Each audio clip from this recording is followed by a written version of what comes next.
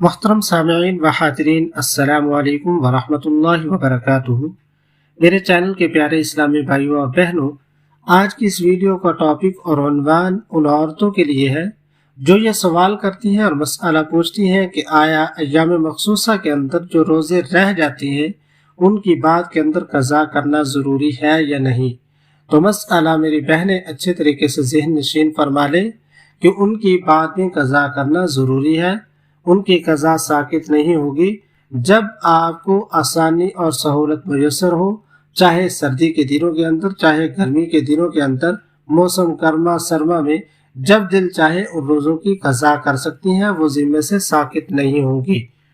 جیسے کہ حدیث مبارکہ کے اندر بھی آتا ہے، حضرت معاذہ ادویہ نے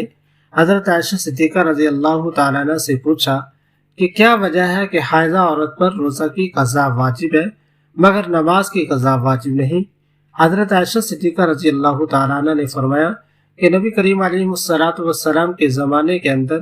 جب حیض آتا تو ہمیں روزے کی قضا کا حکم دیا جاتا، لیکن نماز کی قضا کا حکم نہیں دیا جاتا۔ تو اس حدیث مبارکہ سے بھی ثابت ہوتا ہے